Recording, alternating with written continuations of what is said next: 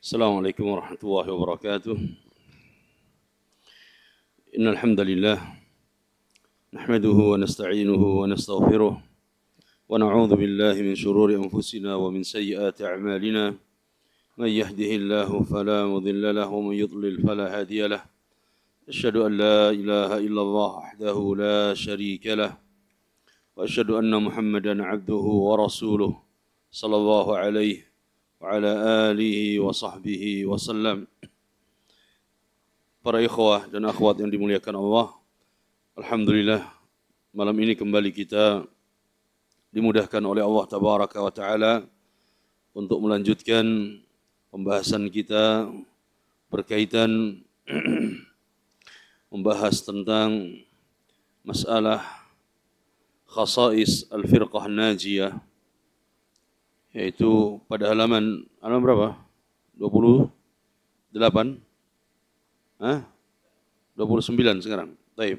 Masih berkaitan dengan khasais al-firqatin najiyah, yaitu karakteristik dan keistimewaan al-firqah najiyah.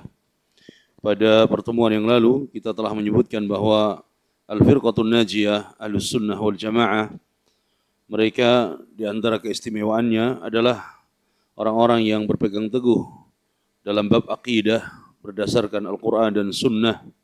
Mereka orang-orang yang menjaga tauhidnya, baik dalam uluhiyah, rububiyah, asma dan sifat.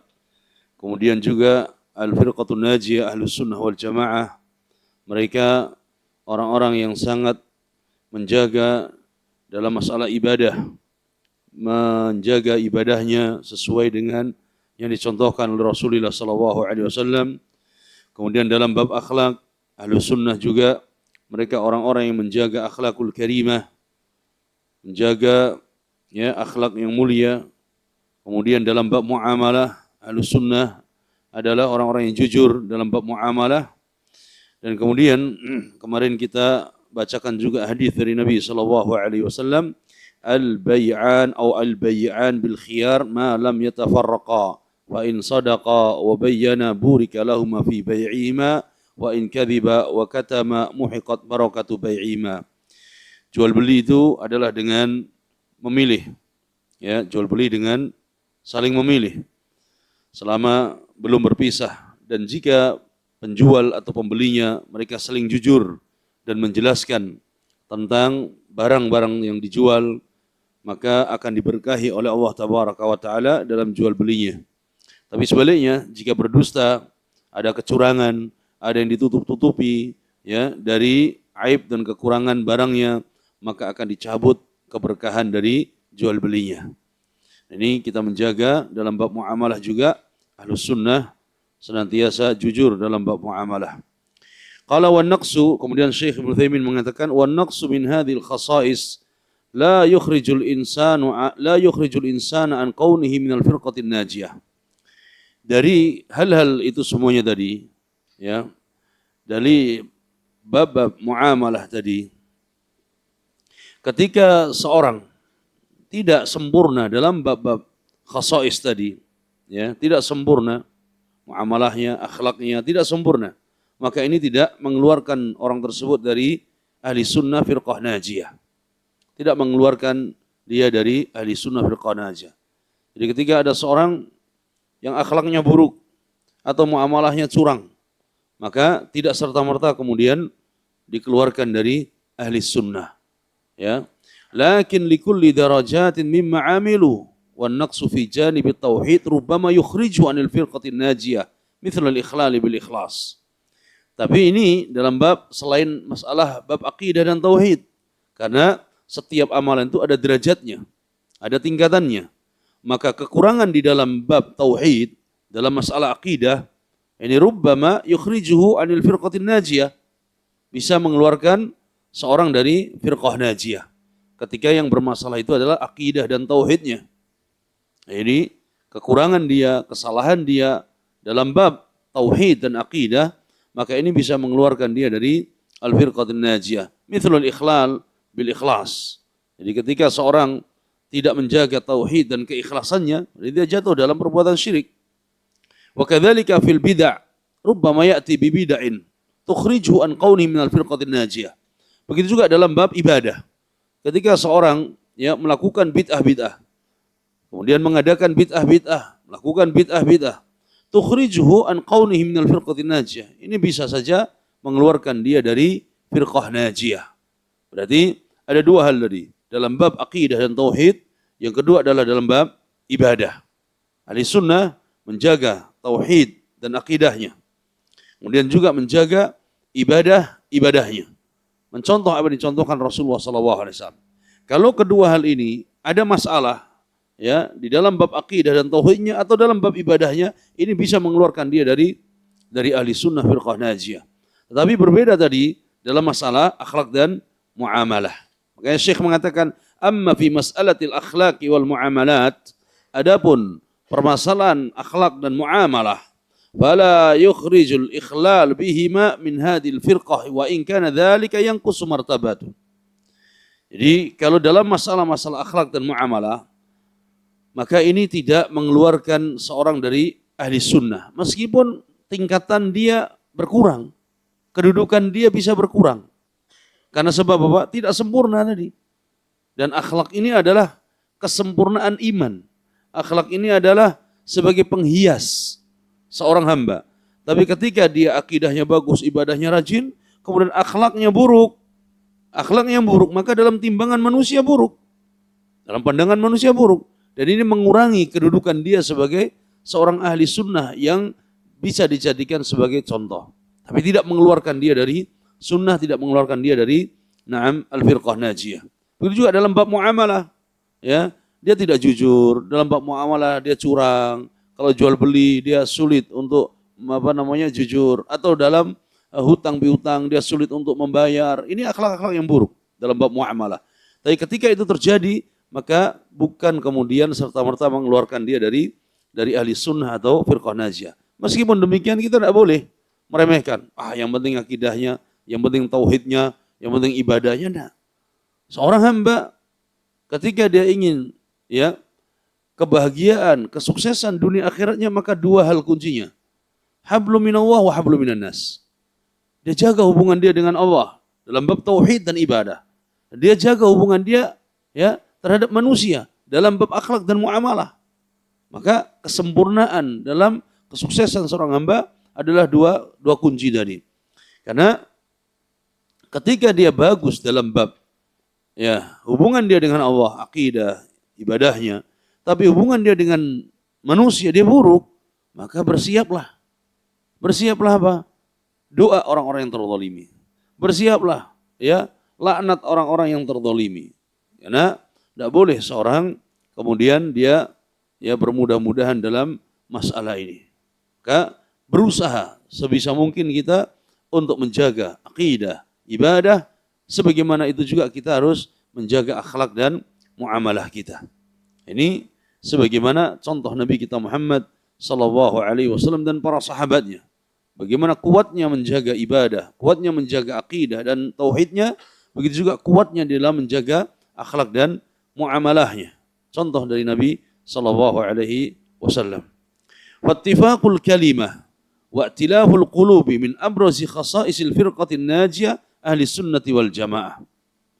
Jadi menjaga persatuan, menyatukan hati, menjaga persatuan dan menyatukan hati, ini adalah termasuk dari keistimewaan, kekhususan ahli sunnah al-firqatin najiyah yang paling menonjol.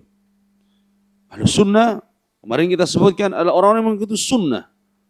Wal jamaah adalah mereka yang bersatu di atas sunnah.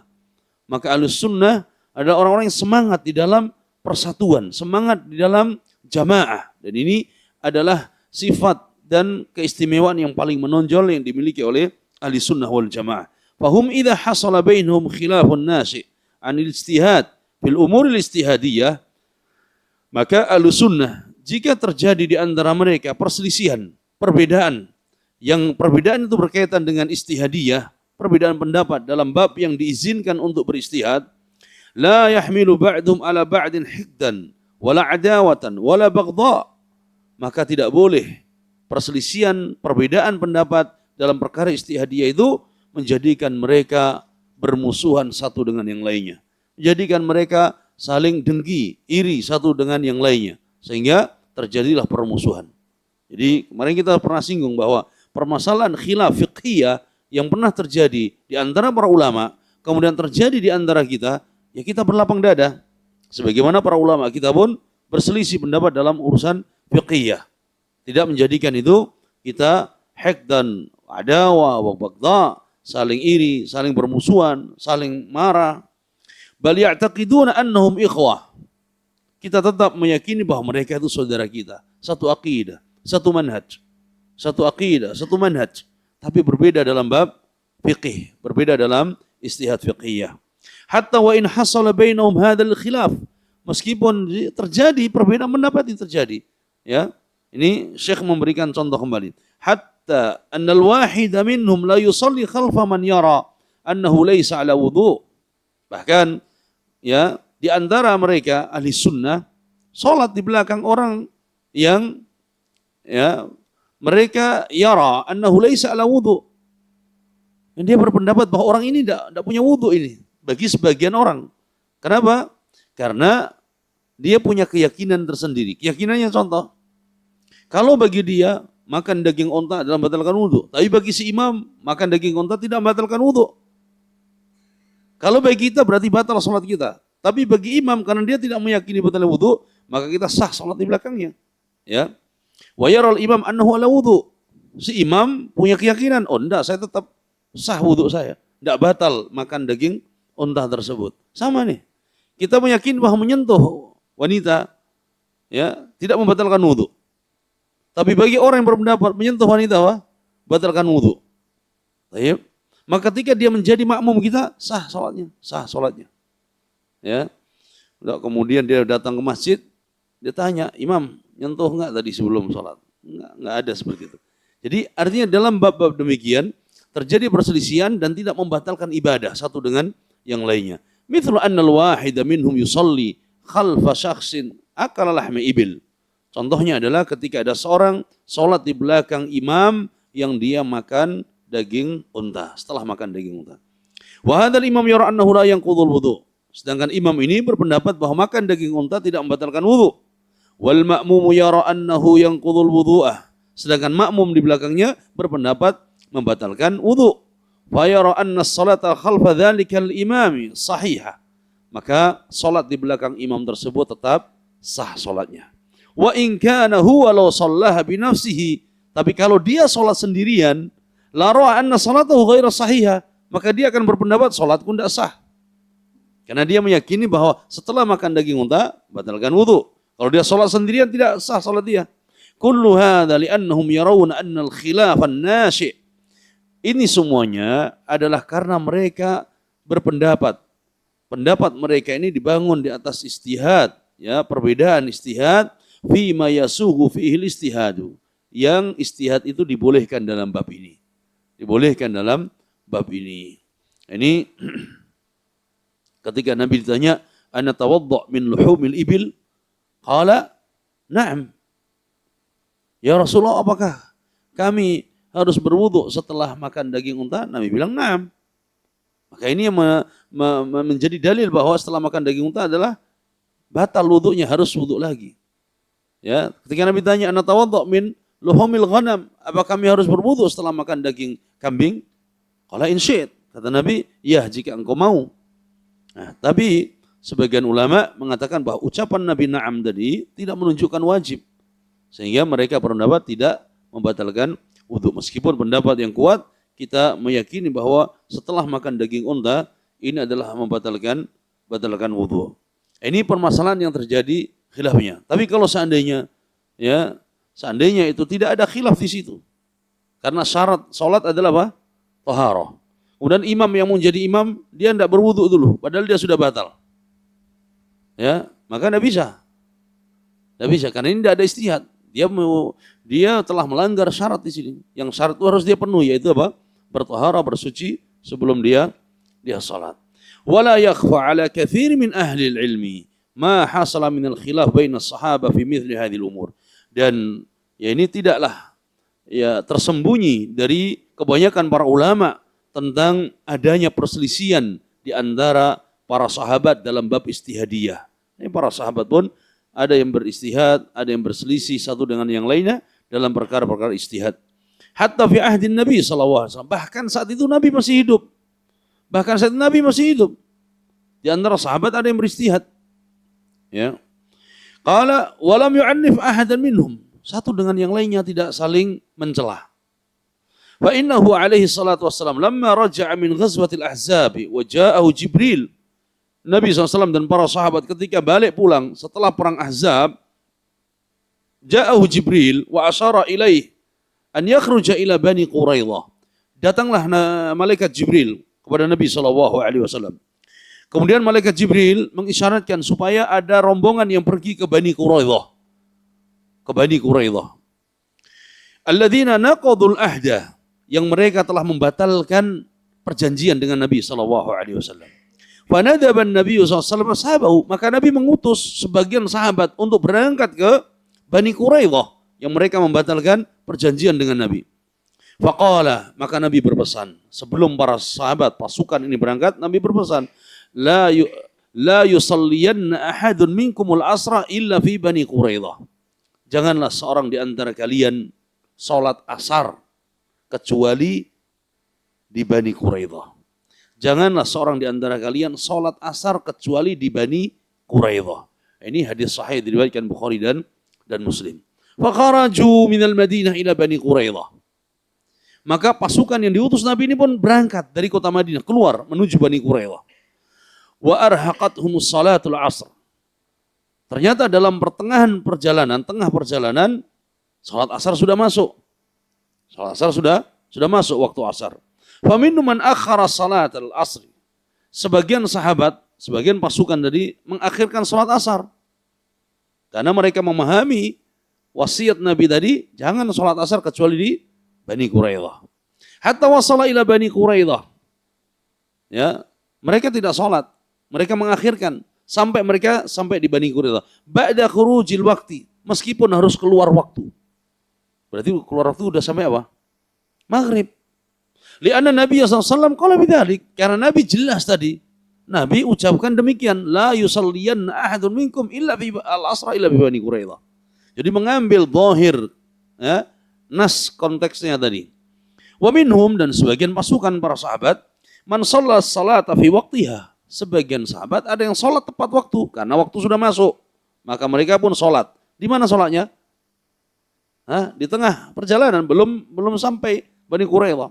Wa qala inna Rasulullah sallallahu alaihi wasallam arada minna al-mubadarata ila al-khuruj wa lam yurid minna an nuakhkhira salatan waqtiha.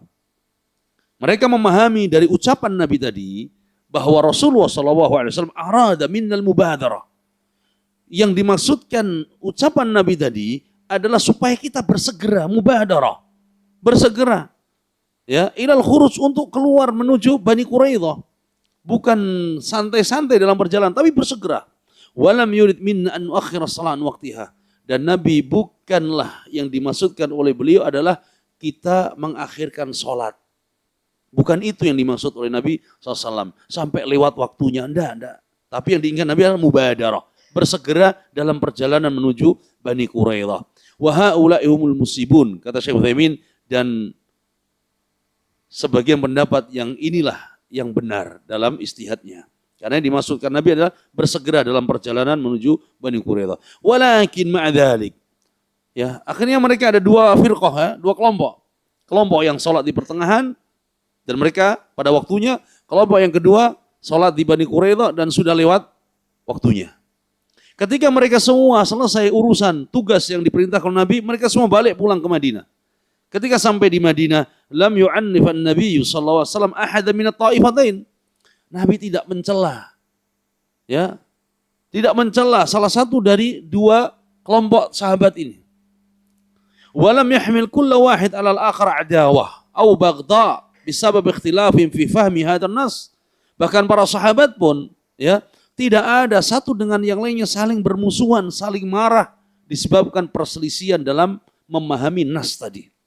Sudah, antum mau sholat di sini sebelum kita sampai Bani Quraidah, ya khalas.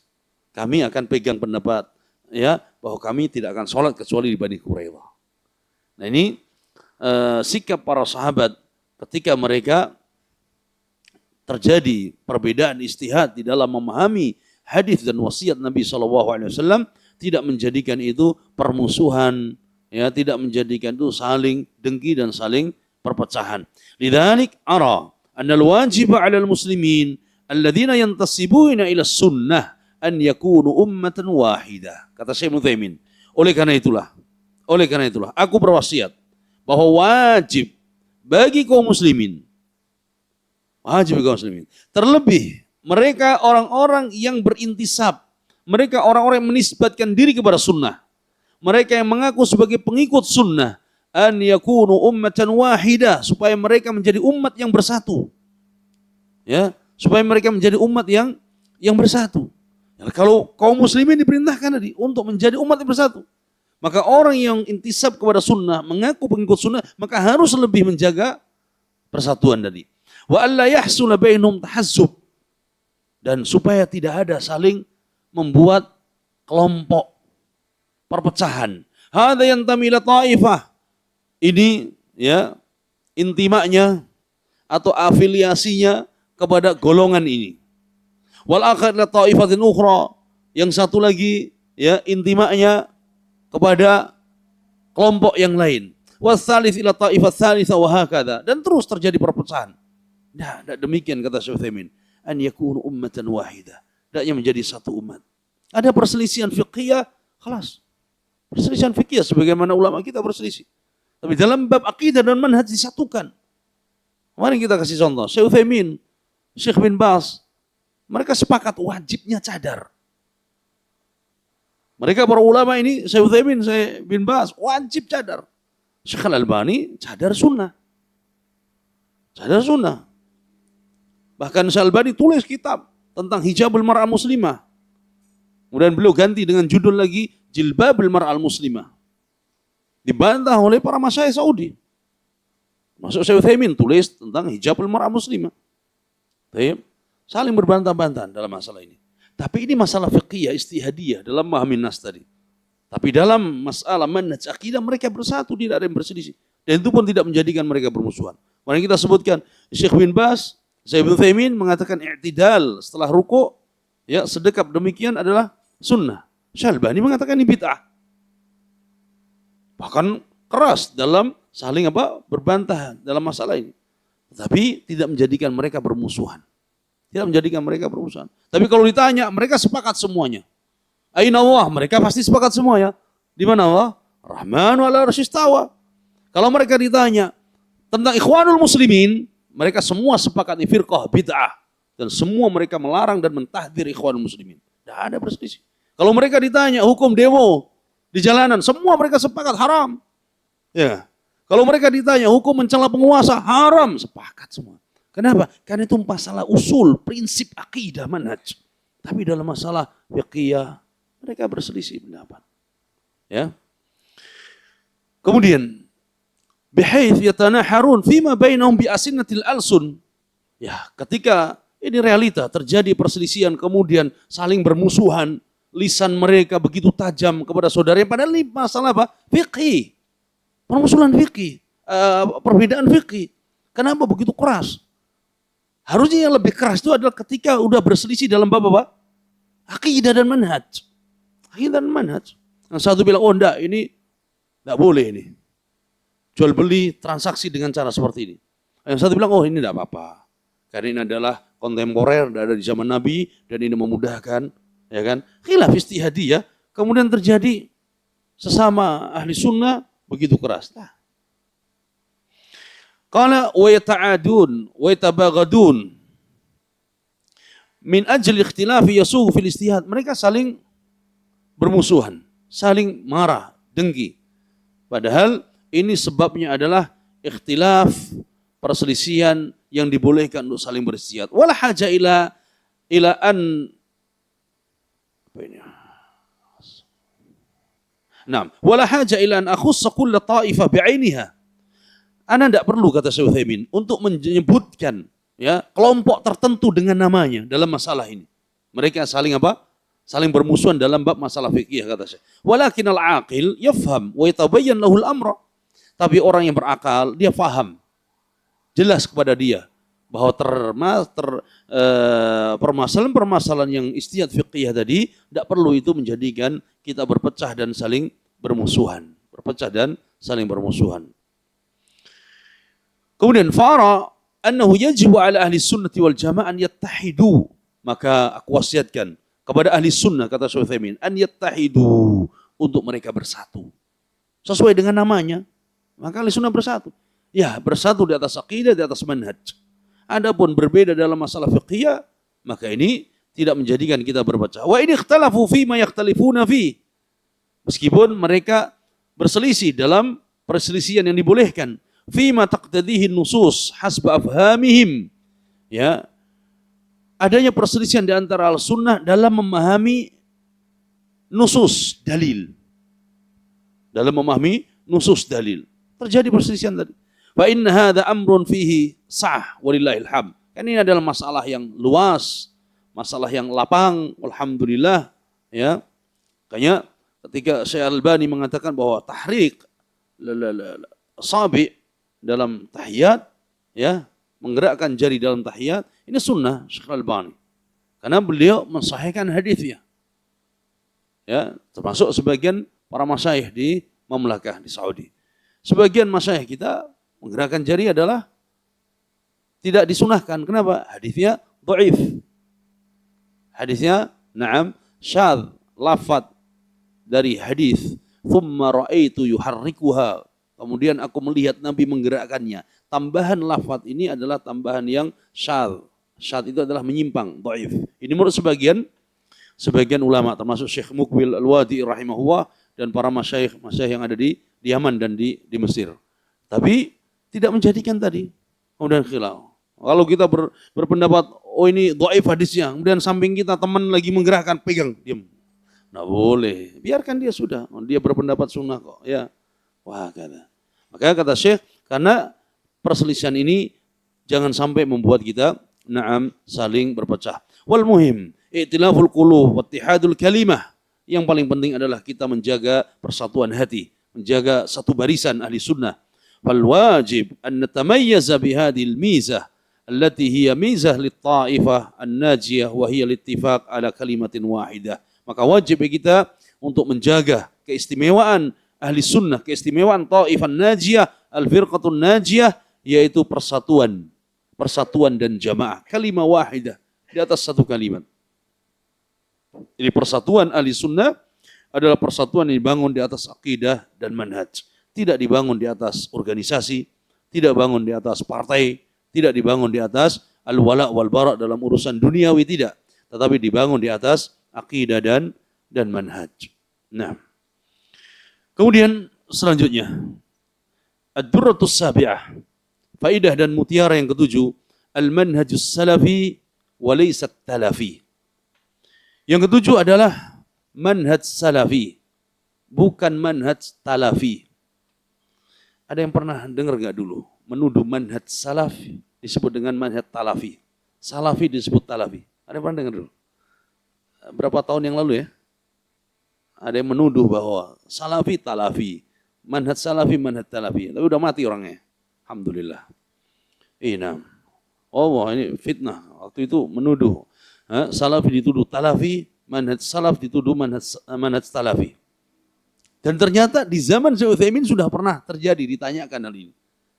Ditanyakan kepada Syekh Utsaimin tentang ucapan ini. Padahal Syekh Utsaimin meninggal tahun 2001. Orang ini mengucapkan sekitar mungkin pandemi atau sebelum pandemi ya, sebelum pandemi yang lalu. Ya. Su'ila fadilatul Syekh Ibnu Utsaimin rahimahullah. Syekh Ibnu Utsaimin pernah ditanya, ma hukmu man yusammil manhaj salafi bil manhaj talafi wal iyadu billah. Penanya itu sampai mengucapkan demikian. Ya Syekh, apa hukumnya orang yang mengatakan manhajus salafi dengan nama manhajut talafi? Wal iyadu billah. Jadi, apa hukum orang yang menamakan manhajus salafi, udah jelas dengan manhajus salafi, diganti nama dia dengan manhajut talafi. Apa hukumnya? Fa'ajaba Syekh rahimahullah. Syekh Ibnu Utsaimin beliau menjawab, hukmuhu annahu huwa talif. Hukumnya dialah yang talif. Jadi talafi itu maksudnya apa? Hancur. Ya, dibilang manhajus salafi dikatain sebagai manhajut talafi. Jadi manhaj yang hancur, manhaj yang rusak. Maka Syekh Utsaimin mengatakan, hukmuhu, orang yang mengucapkan demikian, ana huwa talif, dialah yang rusak, dialah yang hancur. Wa anta la tastaghrib ya akhi, kata Syekh Utsaimin. Engkau jangan heran wahai saudaraku. Kata Syekh Utsaimin. An yulaqqaba ahlul khairi bi alqabis su. Jangan engkau heran orang-orang yang senantiasa menjaga ya sunnah, berada di atas kebaikan, mereka diberi gelar dengan gelar-gelar yang buruk. Dilakobi dengan lakop-lakop yang buruk.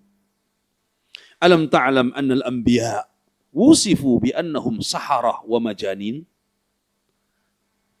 Tidakkah engkau ingat bahwa para nabi, para anbiya, mereka disifati dengan sifat-sifat yang buruk, diberi gelar-gelar buruk. Ya, mereka menggelari nabi, para nabi-nabi, termasuk nabi kita, saharah wa majanin, tukang sihir dan orang-orang gila. Ya. Faqad qala Allah Ta'ala kadzalika ma atal ladzina min qablihim min rasulin illa qalu sahirun aw majnun. Demikian itu setiap nabi yang datang, para nabi yang datang, bahkan sebelummu wahai nabi, mereka semua menggelarinya dengan apa? Dengan sahirun aw majnun. Digelari sebagai tukang sihir dan orang-orang gila. Wala yadhurrul anbiya hadzal laqab. Tapi gelar-gelar tersebut tidak membahayakan para nabi. Tidak mengendorkan dakwah para nabi. Tidak menyurutkan semangat para nabi dalam berdakwah. Baik, ketika ada orang yang menuduh kita salafi sebagai talafi, manhaj salafi sebagai manhaj talafi, ya, tidak mengendorkan dakwah ini. Tidak membahayakan. Tetapi sebaliknya, itu membahayakan dirinya sendiri. Wala aqibatu lahum walhamdulillah. Ya, balasan dan urusan kesudahannya adalah dia yang akan menanggung. Tetapi akibah dan balasan yang baik adalah bagi ahli sunnah, bagi orang-orang yang berada di atas kebaikan, walhamdulillah. La tastaghrib an yulaqaba ahlus su' ahlal khairi bi alqabis su'.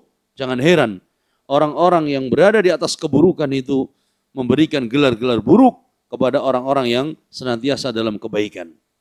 Jadi ahlus su', orang-orang yang senantiasa dalam keburukan, yang keluar ya hal-hal yang buruk. Ngomongnya ya omongan buruk, ucapannya ucapan buruk, tingkahnya juga buruk, ya, akhlaknya buruk, dan seterusnya. Makanya Syekh mengatakan, la tastaghrib an yulaqqaba ahlus su' ahlal khair bi alqabis su'. Jadi kalau dia baik, maka yang keluar dari lisannya baik, akhlaknya baik, muamalahnya baik. Ya. Alam ta'lam anna alladhina yunkiruna sifatillahi azza wa jalla yasifuna al-muthbitina laha bi annahum mujassimah wa bi annahum hashawiyah fala yadur. Tidakkah kita ingat bahwa orang-orang firqah-firqah yang mengingkari sifat-sifat Allah azza wa jalla, mereka juga menggelari dan menuduh orang-orang yang menetapkan dan meyakini sifat-sifat bagi Allah, dituduh dengan tuduhan yang buruk, mujassimah. Ya, gelar mujassimah itu dituduhkan oleh Jahmiyah kepada ahli sunnah. Jahmiyah mengingkari sifat Allah, tidak percaya dengan sifat Allah, baik sifat fi'liyah atau sifat dzatiyah. Kemudian mereka menuduh ahli sunnah karena menetapkan dan meyakini sifat bagi Allah, dituduh sebagai mujassimah. Mujassimah itu adalah tuduhan buruk bahwa kita ini seakan-akan meyakini Allah itu punya jism sebagaimana jismnya manusia. Menyamakan ya jism, raganya Allah itu dengan raga manusia. Itu dituduhkan kepada kita. Sama dengan Asy'ariyah ketika menuduh kita sebagai mumatsilah, musyabbihah. Asy'ariyah menuduh ahli sunnah bahwa kita ini mumatsilah. Orang-orang yang menyamakan sifat Allah, menyerupakan sifat Allah dengan sifat makhluknya. Mereka Jahmiyah menuduh kita bi annahum hasyawiyah. Ahli sunnah dituduh sebagai hasyawiyah. Hasyawiyah itu kayak orang-orang pinggiran yang enggak dianggap. Orang-orang yang enggak punya ilmu, yang enggak punya kedudukan, enggak dianggap. Itu dianggap hasyawiyah. Jadi mereka menggelari ahli sunnah dengan mujassimah, mumatsilah, hasyawiyah. Ini dari golongan Jahmiyah, dari golongan Asy'ariyah demikian. Fala yadur, Tapi itu semua tidak membahayakan kita. Tetap kita yakin bahwa Allah punya sifat-sifat yang sempurna bagi Allah dan tidak sama dengan sifat makhluknya. Ya. Lau furidhu anna salafi asbaha indahum mukhalafah lis-salafi manhaji, fahuna naqul annahu ta'lif. Kata Syekh Utsaimin ini. Kalau seandainya salafi, orang yang mengaku mengikuti manhaj salaf, asbah indahum mukhalafah lis-salafi manhaji, kemudian dia memiliki kesalahan, menyelisihi salaf, menyelisihi manhaj salaf, fahuna naqul hada talif. Maka di sini kita katakan orang ini talif, rusak. Bagaimana dia mengaku salafi tapi manhajnya tidak mengikuti manhaj salaf? Berarti dia talif orang ini, gitu. Walakin la nansubuhu lil madhab. Tapi kita tidak boleh mengatakan bahwa madhabnya yang talif. Tidak boleh kita menuduh manhajnya yang talif, orangnya. Contoh semuanya, ada seorang muslim, kemudian dia tidak sholat. Ngakunya muslim, tidak sholat. Ya, tidak mau mengerjakan kewajiban. Maka yang salah dianya, bukan Islamnya. Yang kita katakan ente talif, bukan Islam yang talif. Dia ngaku salafi, tapi menyelisih manhaj salaf. Ente talif, bukan manhajnya. Ya, bukan manhajnya. Li'annahu yujad min ikhwanina alladhina hum ala madhabis salaf. Aw alladhina yuriduna madhabas salaf. Yujad minhum man yukhalifis salaf fi tasarrufatihim. Karena terjadi, ada di antara saudara-saudara kita yang mereka mengaku di atas madhab salaf. Mereka ingin mengikuti manhaj salaf. Tetapi mereka menyelisih manhaj salaf dalam tingkah laku mereka. Ya, menyelisih manhaj salaf. Wa yusi'una ilal Islam, bahkan mereka membuat citra buruk Islam. Wa ila ahli Islam aktsar mimma yuhsinuna ilaih. Dan mereka membuat citra buruk, bahkan berbuat buruk kepada kaum muslimin. Ya. Wa rubbama anna hadzal qail rubbama ra'a shakhsan nabiyan fi tasarrufihi wa manhaji minas salafin faqala inna salaf huwa talif. Bisa jadi orang yang bertanya ini, ya, dia melihat ada seorang yang dia menyimpang dalam tingkahnya, menyimpang dalam manhajnya, ya. Faqala inna salaf huwa talaf. Kemudian dia menuduh, oh salaf ini talaf ini. Ya. Salaf ini talaf ini. Jadi dia menisbatkan kerusakan, kesalahan yang dilakukan person tersebut kemudian dinisbatkan kepada apa? Manhaj. Makanya sebagian orang kan ada yang bilang, si fulan ngakunya manhaj salaf, tapi dia ya begini dan begini. Yang salah si fulannya, bukan manhajnya. Yang salah fulannya, bukan manhajnya. Si fulan ngakunya pengikut manhaj salaf, tapi ternyata begini dan begini. Yang salah dianya, bukan manhajnya. Ya. La nadri fil waqi, lakin in arada as-salaf haqiqah fa naqul anta talif wa laysa madhhab as-salaf. Kalau seandainya benar dia menyebut manhaj salaf dengan sebutan talaf, maka ini kita sebut anta talif. Ente yang rusak, bukan manhaj yang rusak. Wa laysa madhhab as-salaf, bukan madhab salaf, bukan manhaj salaf yang rusak. Ya, makanya ketika sebagian kaum muslimin yang semangatnya menggebu-gebu dalam membela Islam dan kaum muslimin tanpa dhawabit syar'i, tanpa bimbingan ulama yang benar, mereka membuat kerusakan. Dengan dalih jihad mereka berbuat jahat. Mereka membunuh orang yang tidak halal darahnya, mereka menyandra ya turis-turis yang datang ke negeri kita, atau mereka membuat bom bunuh diri dan sebagainya. Ini yang salah dianya, bukan Islam. Tapi orang luar, mereka musuh-musuh tidak mau tahu. Pokoknya ini kaum muslimin, maka yang salah adalah apa? Ajaran Islam. Kemudian Islam dituduh teroris, dituduh radikal, dituduh demikian dan demikian. Akhirnya ahli sunnah kena, dakwah sunnah kena. Oh, yang melakukan aksi demikian jenggot. Ya enggak? Yang melakukan demikian jidatnya hitam. Yang melakukan demikian celananya cingkrang. Wah, akhirnya yang dituduh, oh berarti yang semua yang demikian sama. Enggak. Ya. Jadi bedakan antara pelaku, ya, tadi pelakunya dengan agamanya. Bedakan antara pelakunya dengan manhajnya. Manhaj maksum, sebagaimana Islam maksum. Tapi pelakunya ini yang tidak maksum. Sehingga bisa saja dia melakukan penyimpangan-penyimpangan yang akhirnya dia pun keluar dari manhaj salaf. Tapi ketika orang tersebut diberi nasihat, diingatkan bahwa kesalahannya adalah person individu, kemudian dia tetap mengatakan bahwa manhajnya yang salah, manhajus salaf dikatakan sebagai manhajut talaf, maka yang talif adalah dia. Yang talif adalah orang tersebut yang menuduh manhajus salaf dengan manhajut talaf, ya. Azan dulu? Sudah. Taib. Kita lanjutkan pada halaman setelahnya, yaitu babul aqidah. Babul aqidah ad-durratu ats-tsaminah. Poin dan faedah yang ke-8. Fima yajibu 'ala al-'abdi fi dini. Kewajiban atas hamba berkaitan dengan agamanya. Al-wajibu 'ala al-'abdi fi dinihi, kewajiban atas hamba terkait dengan agamanya, huwa ittiba'u ma qalahu Allah Ta'ala wa qalahu Rasuluhu Muhammad sallallahu alaihi wasallam. Kewajiban seorang hamba terkait dengan agamanya adalah wajib mengikuti apa yang difirmankan oleh Allah dan yang disabdakan oleh Rasulullah sallallahu alaihi wasallam. Apa yang dibawa oleh Nabi sallallahu alaihi wasallam. Wal khulafa'ur rasyidun al-mahdiyyun min ba'dihi min ashabah. Dan apa yang dibawa oleh para khulafa'ur rasyidun. Mereka para khalifah yang mendapatkan bimbingan dan petunjuk dari Allah. Termasuk adalah para sahabat-sahabat setelahnya. Wattabi'ina lahum bi ihsan. Dan juga termasuk mengikuti apa yang dibawa oleh para tabi'in.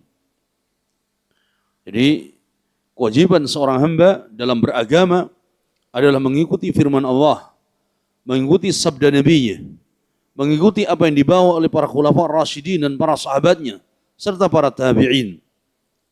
Wadhalika anna Allah ba'atha Muhammadan sallallahu alaihi wasallam bil bayyinati wal huda. Yang mana Allah Subhanahu wa taala telah mengutus nabinya Nabi Muhammad sallallahu alaihi wasallam bil bayyinati wal huda, dengan membawa al-bayyinat, keterangan-keterangan dan petunjuk-petunjuk. Wa aujaba ala jami'in nasi an yu'minu bih. Dan Allah mewajibkan kepada semua manusia an yu'minu bih, untuk beriman kepada nabinya. Nabi Muhammad diutus oleh Allah dengan membawa petunjuk dan penjelas serta keterangan-keterangan dari Allah, dan Allah wajibkan manusia untuk beriman kepada nabinya. Wa yattabi'uhu zahiran wa batina. Dan Allah juga perintahkan manusia untuk mengikuti nabinya secara zahir dan batin. Mengikuti nabinya secara zahir dan batin. Faqala ta'ala, Allah firmankan, Qul ya ayyuhan nas, inni rasulullahi ilaikum jami'a. Katakan wahai Nabi kepada manusia, ya ayyuhan nas, wahai seluruh manusia, inni rasulullahi ilaikum jami'a. Sesungguhnya aku adalah utusan Allah kepada kalian semuanya. Allah mengutusku kepada kalian semua. Alladzi lahu mulkus samawati wal ard. Allah yang memiliki langit dan bumi. La ilaha illahu. Tidak ada sembahan yang berhak diibadahi kecuali Dia, Allah. Yuhyi wa yumit. Dialah Allah yang maha menghidupkan dan mematikan. Fa aminu billahi wa rasulih. Maka berimanlah kepada Allah dan kepada Rasulnya. An-Nabiyil Ummi. Kepada Rasulnya, yaitu seorang Nabi yang ummi. Ummi di sini tidak membaca dan tidak menulis. Jadi apa yang disampaikan oleh Nabi adalah wahyu dari Allah Tabaraka wa Ta'ala. Alladzi yu'minu billahi wa kalimati. Nabi yang beriman kepada Allah dan beriman kepada kalimat-kalimatnya. Wattabi'uh. Dan ikutilah dia. La'allakum tahtadun. Supaya kalian mendapatkan petunjuk. Ini kewajiban seorang hamba dalam beragama. Adalah mengikuti apa yang disyariatkan oleh Allah yang dibawa oleh Rasulullah sallallahu alaihi wasallam dan para sahabatnya. Tidak boleh keluar dari itu. Tidak boleh menyimpang dari itu. Ya, karena jalan satu-satunya dalam beragama adalah jalannya Nabi dan para sahabat. Wa qala an-nabiy sallallahu alaihi wasallam, Syekh Utsaimin juga membawakan sabda Nabi sallallahu alaihi wasallam, "Alaikum bi sunnati wa sunnatil khulafa'ir rasyidin al-mahdiyyin min ba'di." Wajib bagi kalian untuk berpegang teguh dengan sunnahku dan sunnahnya para khulafa'ir rasyidin al-mahdiyyin. Wajib mengikuti petunjuk dan petunjuk Nabi, petunjuk para sahabat khulafa'ir rasyidin. Tamassaku biha, berpegang teguhlah dengannya, dengan sunnah. Wa'addu 'alaiha bin nawajid, dan gigitlah dengan gigi geraham. Wa iyyakum wa muhdatsatil umur, dan jauhilah oleh kalian perkara-perkara yang baru dalam urusan agama. Fa inna kulla muhdatsatin bid'ah, karena setiap bid'ah itu ada, setiap perkara yang baru itu adalah bid'ah. Wa kulla bid'atin dhalalah, dan setiap bid'ah itu adalah sesat. Wal khulafa'ur rasyidun, kemudian Syekh mengatakan, dan para khalifah khulafa'ur rasyidun, itu mereka Abu Bakar, Umar, Uthman, wa Ali, alladzina khallafun nabiyya sallallahu alaihi wasallam, khallafun nabiyya sallallahu alaihi wasallam fil ilmi an-nafi'. Mereka menjadi orang-orang yang melanjutkan perjuangan Nabi dalam ilmu wal amal. Mereka yang diberikan wasiat oleh Nabi sallallahu alaihi wasallam untuk mengemban ilmu dan amal saleh. Mereka mendapatkan ganti atau mendapatkan tinggalan dari Nabi sallallahu alaihi wasallam, ilmu dan amal. Wa ahaqqun nas bihadzal wasfi, dan orang yang paling berhak untuk mendapatkan gelar ini adalah para sahabat radhiyallahu taala. Yang paling berhak untuk mendapatkan gelar ini, mereka adalah para sahabat. Mereka yang melanjutkan perjuangan Nabi dalam menebarkan ilmu yang bermanfaat, dalam menjalankan dan mencontohkan amal saleh kepada umat manusia. Fa inna Allah ikhtarahum li suhbati nabiyhi sallallahu alaihi wasallam. Karena mereka telah dipilih oleh Allah untuk menemani nabinya. Allah memilih mereka untuk menemani nabinya. Fa inna Allah ikhtarahum li suhbati nabiyhi. Allah memilih mereka supaya untuk menemani nabinya. Wa iqamati dini, dalam membela agamanya. Wa lam yakunillah ta'ala liyakhtara wa huwa al-alimul hakim li suhbati nabiyhi illa man hum akmalun nas imanan. Dan Allah tidaklah memilih siapapun, sedangkan Allah itu maha mengetahui lagi maha bijaksana, tidaklah memilih mereka kecuali mereka supaya menjadi sahabat nabinya, menemani nabinya. Dan Allah tidaklah memilih mereka kecuali disebabkan mereka itu adalah orang-orang yang akmalun nasi imana, imannya paling sempurna.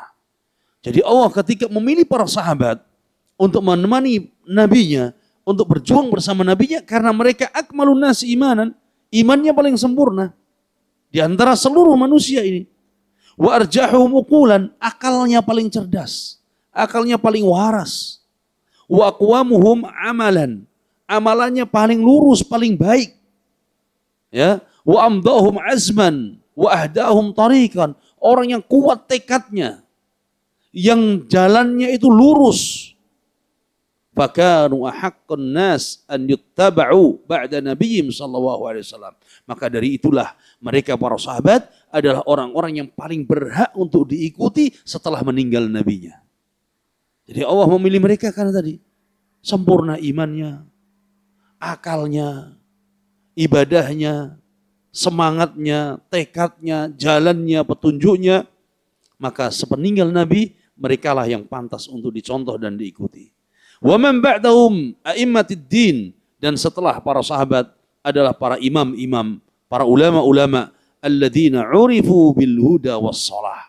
Para ulama yang dikenal mereka berada di atas petunjuk dan mereka dalam kebaikan.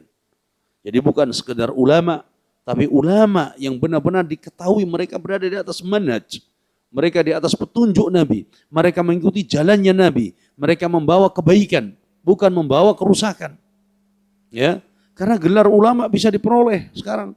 Mudah sekarang orang mendapatkan gelar bukan hanya ulama, alim ulama. Ya kan? Kalau di negeri kita alim ulama. Mudah sekali orang digelar alim ulama. Ya, lagi sambutan di depan masyarakat, saya ucapkan ya mohon maaf kepada para alim ulama. Mana alim ulama yang ada? Ya, tapi mudah.